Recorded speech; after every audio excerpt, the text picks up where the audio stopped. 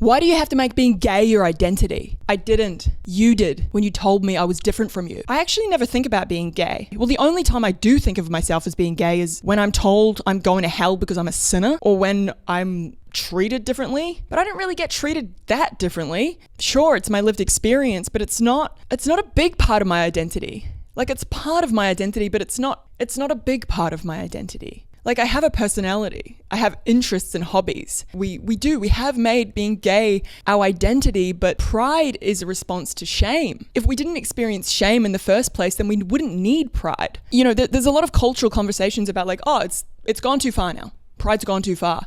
The only way to counteract that is honestly just common humanity and like saying I'm the same as you. But yeah, sometimes pride is so emphasized that it's like we are almost creating our own point of difference. So we're elevating our difference. So I feel like the backlash to pride is because it creates such a difference. If we emphasize being gay as our identity, it puts an emphasis on what makes us different. And then that's where I feel like the backlash is coming from.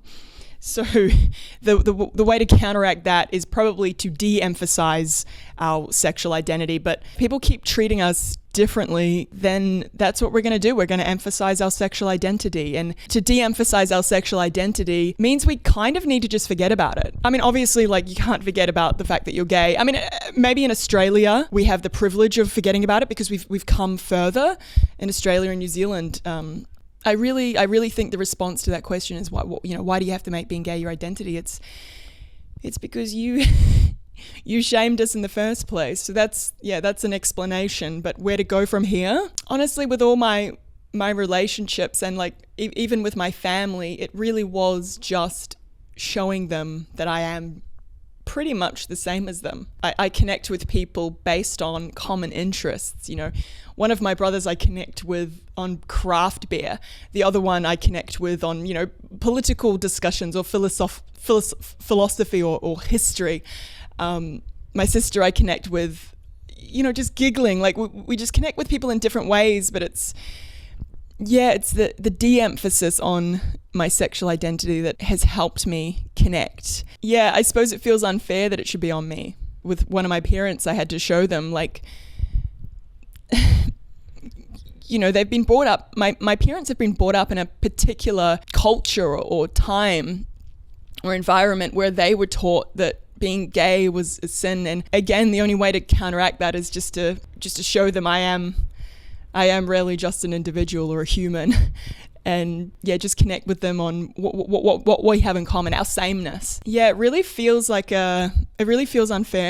Like it shouldn't be on us, like people should just accept us. But I think that's wishful thinking. I think we have to do the thing that provides the better outcome or solution. And even though it's unfair that it's on gay people, like even in the Christian church, like we really just have to say, hey, like, I'm here, I believe in Jesus, and we don't deserve the shame that we experience. But yeah, I don't think you can fight hate with hate. And yeah, the only way I was really able to do that is, again, through my experience with Jesus and through personally experiencing the love of Jesus. It wasn't through reading any like gay Christian theology, even though sometimes that helps. Like it helps to know there are other gay Christians out there that have overcome this and they've looked at the texts. But I feel like we all have different jobs, gifts or callings or whatever you want to call it. But yeah, how I overcame that shame was really through my personal relationship with Jesus. Now that I have that, I can go into my relationships, and instead of needing to defend my right to exist, I just have to accept that they don't accept me. But through treating them as individuals and emphasizing, you know, things we have in common, I'm able to build relationships with people. And that comes with everything, even across like political divides. You know, if we think differently about colonization or transgender rights or, you know, whatever the big hot button topic is of the time, it's emphasizing that sameness. I hope I made sense with this one.